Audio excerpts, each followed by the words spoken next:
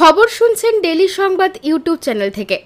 খবরের শুরুতেই দেখে নেব পশ্চিমবঙ্গ সহ দেশ এবং বিদেশের বাছাই করা সব তাজা সংবাদগুলি। খবরের শুরুতেই জানব আজকের সংবাদ শিরোনাম। সোশ্যাল মিডিয়া জুড়ে শোক প্রকাশ, প্রয়াত ধর্মেন্দ্র। চোখের সামনে দেখলাম রক্তাক্ত অটোচালকের ভয়ঙ্কর বয়ান। ফরিদাবাদ থেকে দিল্লিতে ঢোকানো হচ্ছিল বিস্ফোরক, উঠছে প্রশ্ন। বড় খবর, এসআইআর এনুমারেশন ফর্ম পূরণের নিয়ম বদলে গেল। কমিশনের ঘোষণায় স্বস্তিতে সাধারণ মানুষ। দেখুন ঘোষণা, হাতে ঝাঁটা ও বিজেপির পতাকা। লক্ষ্মীর ভাণ্ডারের জন্য শয়ে শয়ে মহিলা নামলেন পথে। তৃণমূল নেতার সামনে উঠবোস করছেন প্রধান শিক্ষিকা। ভাইরাল ভিডিও, বিস্ফোরক অভিযোগ জলপাইগুড়িতে। আগুন ছুঁয়ে ঘরে ঢুকলেন পার্থ চট্টোপাধ্যায়। ভিড় থিক থিক করছিল বাড়ির চারপাশে।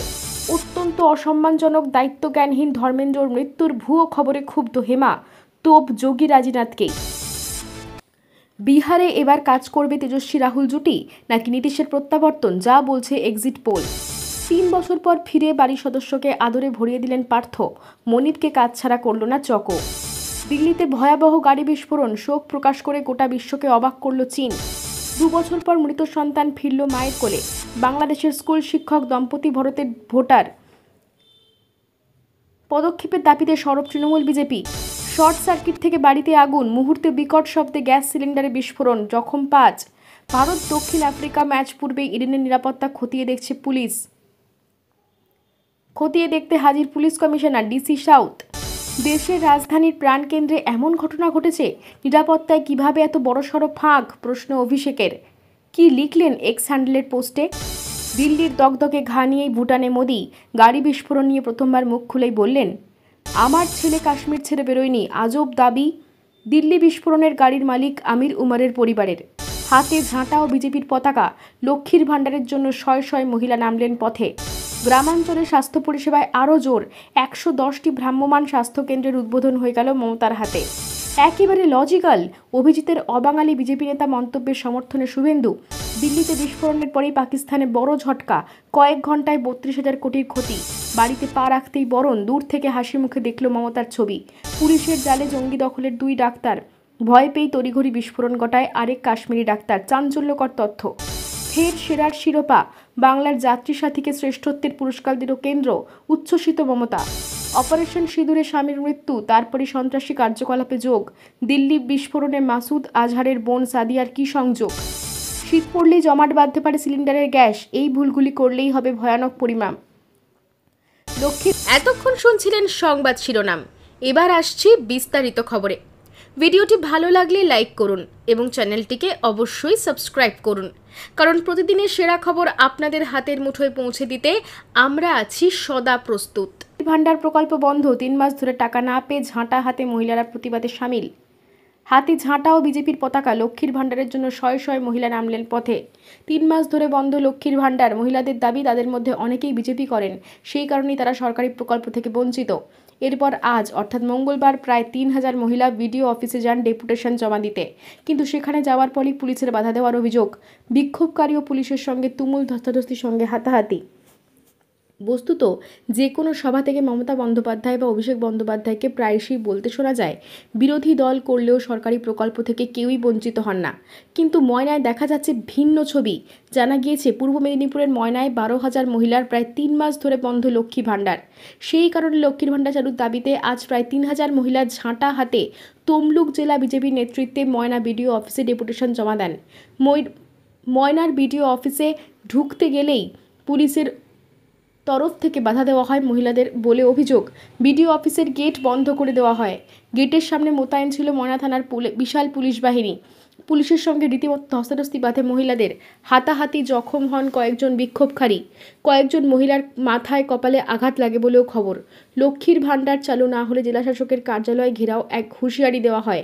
এক বিক্ষোভকারী মহিলা বলেন, পুলিশ আমাদের মেরেছে, আমার হাত ধরে নিয়েছে, আজ 3 মাস আমাদের টাকা দেয়নি। চারিদিকে টাকা দিচ্ছে, অথচ আমাদের দিচ্ছে না। আজ যদি কোথাও টাকা না দিত তাহলে কেউ প্রতিবাদ করতে আসতো না, কিন্তু আমাদের শুধু বন্ধ। আমরা বিজেপি করছি, তার জন্য টাকা দেবে না? আমরা যা খুশি দলকে সাপোর্ট করতে পারি। সোশ্যাল মিডিয়া জুড়ে শোক প্রকাশ, প্রয়াত ধর্মেন্দ্র। গুরুতর অসুস্থ বর্ষিয়ান বর্ষিয়ান অভিনেতা ধর্মেন্দ্র মুম্বাইয়ের ব্রিচ ক্যান্ডি হাসপাতালে ভর্তি রয়েছেন তিনি।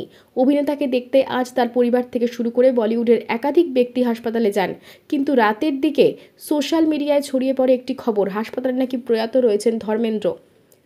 সোশ্যাল মিডিয়ায় দেদার শেয়ার হতে থাকে এই খবর। অনেকেই সোশ্যাল মিডিয়ায় বর্ষিয়ান অভিনেতার ছবি শেয়ার করে আত্মার শান্তি কামনা করেন।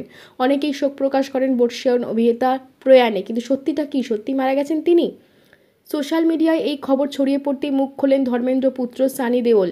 তার টিমের তরফ থেকে একটি বিবৃতি নিয়ে জানানো হয়, গোটা খবর ভুয়ো। ধর্মেন্দ্র হাসপাতালে রয়েছেন, চিকিৎসকেরা চিকিৎসা চালাচ্ছেন বর্ষিয়ান অভিনেতার। সোশ্যাল মিডিয়ায় ধর্মেন্দ্র প্রয়াণের যে খবর ছড়িয়েছে তা ভুয়ো। সানি দেওয়ালের টিমের তরফ থেকে বিবৃতি দিয়ে লেখা হয়, মিস্টার ধর্মেন্দ্র এখনও স্থিতিশীল রয়েছেন, চিকিৎসকেরা তাকে নজরে রেখেছেন। আগামীতে নতুন করে পরিস্থিতির পরিবর্তন হলে তা অবশ্যই সবাইকে জানানো হবে। দয়া করে ওর স্বাস্থ্য সম্পর্কিত কোনো ভুয়ো খবর ছড়াবেন না। দয়া করে সবাই ওনার সুস্থ হয়ে ওঠার জন্য প্রার্থনা করুন। দয়া করে পরিবারের লোকদের একটু ব্যক্তিগত সময় দিন। 3 বছর পরে বাড়ি ফিরে সদস্যকে আদরে ভরিয়ে দিলেন পার্থ। মনিবকে কাছছাড়া করল না চকো। তার সারমেয়র প্রীতি কথা সবাই জানেন। এমনকি কলকাতা হাইকোর্টে নিয়োগ দুর্নীতি মামলায় শুনানি চলাকালীন তার সারমেয়দের জন্য ফ্ল্যাটে থাকার কথা উল্লেখ করেছিলেন তৎকালীন বিচারপতি অভিজিৎ গঙ্গোপাধ্যায়। সেই পার্থ চট্টোপাধ্যায় 3 বছর 3.5 মাস পর বাড়িতে ফিরে নিজের পোষ্যদের সঙ্গে মেতে উঠলেন। মঙ্গলবার নাকতলার বাড়িতে ফিরে পোষ্য চকোকে আদরে ভরিয়ে দিলেন। এতদিন পর মনিবকে কাছে পেয়ে কাছছাড়া করতে চাইল না পোষ্য চকো। সারাক্ষণ পার্থর আশেপাশে ঘুরঘুর করতে দেখা গেল তাকে। পাগ নামে পার্থর একটি পোষ্য কুকুর ছিল। প্রাক্তন শিক্ষামন্ত্রী জেলে থাকাকালীন পাগ মারা গিয়েছে। পার্থর আরেকটি প্রিয় পোষ্য এই চকো। এদিন পার্থ বাড়িতে আসার পরই অনেকেই তার সঙ্গে দেখা করতে আসেন। তিনি চেয়ারে বসে সবার সঙ্গে কথা বলছিলেন। সেই সময় চকোকে দেখা যায় আশেপাশে ঘুরতে। কখনো তার পিঠে হাতও বুলিয়ে দেন। চকো কখনোই পার্থর পাশে বসে ল্যাজ নাড়াতে থাকে, কখনো পার্থর হাতে মুখে হাত বোলায়। প্রাক্তন শিক্ষামন্ত্রী তার পিঠে হাত বোলালে চিপ বের করে সে আদর যেন উপভোগ করে চকো।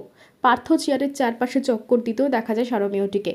মনিব ও পোষ্যের ছবি অনেকে ক্যামেরাবন্দি করেন। পোষ্য সারমেয়কে আদরে পার্থ চট্টোপাধ্যায়ের নিয়োগ দুর্নীতির মামলা চলাকালীন জানা গিয়েছিল। সারমেয়দের রাখার জন্য ফ্ল্যাট রয়েছে পার্থর। সেই ফ্ল্যাটের ঠিকানা তিনি জানেন বলে শুনানির সময় জানিয়েছিলেন হাইকোর্টের তৎকালীন বিচারপতি অভিজিৎ গঙ্গোপাধ্যায়। এদিন জেল থেকে ছাড়া পেয়ে বাড়ি ফিরেই পার্থ জানান আরও 2টি কুকুর আনছেন তিনি। আমার ছেলে কাশ্মীর ছেড়ে বেরোয়নি, আজব দাবি দিল্লি বিস্ফোরণের গাড়ির মালিক আমির উমারের পরিবারের। দিল্লির লালকেল্লা মেট্রো স্টেশনের কাছে বিস্ফোরণের তদন্তে উঠে আসছে একের পর এক চাঞ্চল্যকর তথ্য। জম্মু ও কাশ্মীরের পুলওয়ামা জেলা থেকে আমির এবং উমার নামে 2 যুবকের নাম ছড়িয়েছে। এই ভয়ঙ্কর ঘটনার সঙ্গে তদন্তকারী সংস্থার হাতে উঠে এসেছে গাড়ির রেজিস্ট্রেশন নাম্বার। দিল্লিতে যে গাড়িতে বিস্ফোরণ হয় 3বার সেটির মালিকানা পরিবর্তন হয়েছে। সূত্রের খবর, এই বছরই সালমান খানের কাছ থেকে গাড়িটি কিনেছিলেন দেবেন্দ্র। তারপর অক্টোবরে দেবেন্দ্রর কাছ থেকে গাড়িটি কেনেন আমির। এখানেই শেষ নয়, তারপর আমিরের কাছ থেকে গাড়িটি আসে উমর মোহাম্মদের কাছে। সূত্রে খবর, আমির এবং তারিক গোয়েন্দা সংস্থাগুলোর নজরদারিতে রয়েছেন এবং তাদের জিজ্ঞাসাবাদ করা হয়েছে। সূত্রের খবর, উমর মোহাম্মদ পুলওয়ামার বাসিন্দা, পেশায় চিকিৎসক। সে i20 গাড়িতে বিস্ফোরণ হয়। সেই গাড়ির চালকের আসনে দেখা যায় উমর মোহাম্মদকে। পেশায় চিকিৎসক উমর কেন এমন কাজ করলো, কি বলছে তার পরিবার? কাশ্মীরে বসবাসকারী উমর ও আমিরের পরিবার যদিও দাবি করছে বিস্ফোরণে ব্যবহৃত গাড়িটি তাদের নয়, কখনো HR নাম্বারে কোনো গাড়ি তারা কেনেইনি। পরিবারগুলির দাবি তাদের সন্তানরা নির্দোষ এবং তারা কখনো জম্মু ও কাশ্মীর ছেড়ে যায়নি। উমারের বাবার দাবি তাদের গাড়ি তাদের বাড়িতেই রয়েছে। তাদের পরিবারের একটাই গাড়ি, তা বেশ পুরনো। মিডিয়ায় যে নাম্বার প্লেটের খবর প্রকাশিত হচ্ছে তা ভুল। ইতিমধ্যে তদন্তকারী সংস্থাগুলি বেআইনি কার্যকলাপ প্রতিরোধ আইনের অধীনে একটি মামলা দায়ের করেছে। তদন্তে আরও জানা গেছে, বিস্ফোরণের আগে গাড়িটি সুনেহেরি মসজিদের পার্কিং লটে প্রায় 3 ঘন্টা পার্ক করা ছিল। সন্ধ্যায় লালকেল্লা এলাকায় ভিড় বাজার সঙ্গে সঙ্গে গাড়িটি পার্কিং লট থেকে বেরিয়ে যায় এবং কিছুক্ষণ পরেই বিস্ফোরণটা ঘটে। দিল্লি পুলিশের স্পেশাল সেল, ফরেনসিক টিম এবং জাতীয় নিরাপত্তা রক্ষী ঘটনাস্থলে পৌঁছেছে। দেশের রাজধানীর প্রাণকেন্দ্রে এমন ঘটনা ঘটেছে, নিরাপত্তায় কিভাবে বড় বড়সড় ফাঁক? প্রশ্ন অভিষেকের। কি লিখলেন এক্স হ্যান্ডেলের পোস্টে? দিল্লির লালকেল্লার কাছে বিস্ফোরণে একাধিক জনতার মৃত্যু হয়েছে। লালকেল্লার বিস্ফোরণ কি নাশকতা? সূত্রের দাবি, প্রাথমিক তদন্তে এমনটাই অনুমান তদন্তকারীদের। বিস্ফোরণের কয়েক ঘন্টার মধ্যে ঘটনাস্থলে যান অমিত শাহ। এই প্রেক্ষাপটে কেন্দ্রীয় স্বরাষ্ট্র মন্ত্রকের অধীনস্থ দিল্লি পুলিশের ভূমিকার দিকে আঙুল তুলে দেন অভিষেক বন্দ্যোপাধ্যায়। এদিন এক্স হ্যান্ডেলের পোস্টে উনি জানিয়েছেন, লালকেল্লার কাছে মর্মান্তিক বিস্ফোরণের খবরে শোকাহত মর্মাহত। এটা অত্যন্ত দুঃখজনক যে দেশের রাজধানীর প্রাণকেন্দ্রে এমন ঘটনা ঘটেছে। দিল্লি পুলিশ যা সরাসরি কেন্দ্রীয় স্বরাষ্ট্র মন্ত্রণালয়ের অধীনস্থ, সেখানকার আইন শৃঙ্খলার দায়িত্বে, তারপরও নিরাপত্তায় কীভাবে এত বড়সড় ফাঁক প্রশ্ন তুলছেন তিনি। অভিষেক আরও বলেন, গতকাল ফরিদাবাদ থেকে প্রায় 350 কেজি বিস্ফোরক ও অ্যাসাল্ট রাইফেল উদ্ধার হয়েছে। দুটি ঘটনা পাশাপাশি রাখলে প্রশ্ন উঠছে দেশের অভ্যন্তরীণ নিরাপত্তায়। উদ্বেগজনক প্রশ্ন উঠছে নজরদারির অভাব নিয়েও। সত্য সামনে আনতে নির্দিষ্ট সময়ের মধ্যে নিরপেক্ষ তদন্ত হওয়া উচিত। প্রয়োজনে আদালতের নজরদারিতে এসআইটি গড়ে নিরপেক্ষ তদন্ত হোক। পোস্ট অভিষেকের। শৈত্যপ্রবাহের সতর্কবার্তা দিল্লিতে। কলকাতায় দিনের তাপমাত্রা নামালো স্বাভাবিকের নিচে। কলকাতায় দিনের তাপমাত্রাও নামল স্বাভাবিকের নিচে। শীতল পশ্চিমী হাওয়ায় কলকাতার তাপমাত্রা 18 ডিগ্রি সেলসিয়াসের ঘরে। রাজধানী দিল্লি, ওড়িশা ও ঝাড়খণ্ড শৈত্যপ্রবাহের পরিস্থিতি আগামী 5 দিন এরকমই থাকবে। পশ্চিমবঙ্গের জেলায় সর্বনিম্ন তাপমাত্রা 15 ডিগ্রির নিচে। বাংলা জুড়েই পশ্চিমী হাওয়ার দাপট। শীতের আমেজ চলবে উইকেন্ড পর্যন্ত। শীতের আমেজ বাড়ল। স্বাভাবিকের 1 থেকে 2 ডিগ্রি সেলসিয়াস নিচে তাপমাত্রা বিভিন্ন জেলাতে। খুব সকালে ও রাতে শীতের আমেজ বেশি, বেলা বাড়লে আমেজ উধাও। খুব সকালে হালকা কুয়াশা, উপকূল ও সংলগ্ন জেলাগুলিতে কুয়াশার সম্ভাবনা বেশি। আপাতত 4-5 দিন তাপমাত্রার পরিবর্তনের সম্ভাবনা কম। সর্বনিম্ন তাপমাত্রা একই রকম থাকবে। চলতি সপ্তাহে শনিবার পর্যন্ত শীতের আমেজ রাতে ও সকালে। উত্তরবঙ্গের বেশিরভাগ জেলাতে সকালের দিকে হালকা কুয়াশা, পার্বত্য এলাকায় কুয়াশার পরিমাণ বেশি হতে পারে। দার্জিলিং, কালিম্পং, আলিপুরদুয়ার, কোচবিহার, জলপাইগুড়ি সব জেলাতেই কুয়াশার সম্ভাবনা। রৌদ্রোজ্জ্বল পরিবেশ, আপাতত শুষ্ক আবহাওয়া। আপাতত 5 দিন সর্বনিম্ন তাপমাত্রা খুব বেশি পরিবর্তন নেই। বৃষ্টির কোনো সম্ভাবনা আপাতত নেই। রাতে ও ভোরে শীতের আমেজ বাড়ল। আগামী কয়েকদিনই শীতের আমেজ থাকবে। খুব সকালে হালকা কুয়াশা, পরে পরিষ্কার আকাশ। বৃষ্টির কোনো সম্ভাবনা আপাতত নেই। রাত্রের তাপমাত্রা আরও নামল 18 ডিগ্রি সেলসিয়াসের ঘরে পারদ। কলকাতার দিনের তাপমাত্রা স্বাভাবিকের নিচে। কলকাতার তাপমাত্রা আপাতত 18 থেকে 19 ডিগ্রি সেলসিয়াস থাকবে। আজ সর্বনিম্ন তাপমাত্রা 18.2 ডিগ্রি সেলসিয়াস। আগামী 3-4 দিনে তাপমাত্রার খুব একটা পরিবর্তন নেই। কলকাতায় আজ সর্বনিম্ন তাপমাত্রা 18.2 ডিগ্রি। গতকাল দিনের সর্বোচ্চ তাপমাত্রা ছিল 29.1 ডিগ্রি। বাতাসে জলীয় বাষ্পের পরিমাণ, আপেক্ষিক আর্দ্রতা 50 থেকে 89%। শৈত্যপ্রবাহের পরিস্থিতি রাজধানী দিল্লিতে, ছত্তিশগড় এবং মধ্যপ্রদেশের কিছু এলাকায় শৈত্যপ্রবাহের সতর্কবার্তা। আজ ও কাল কোল্ড ওয়েভ এর ওয়ার্নিং দেওয়া হয়েছে এই 3 রাজ্যে।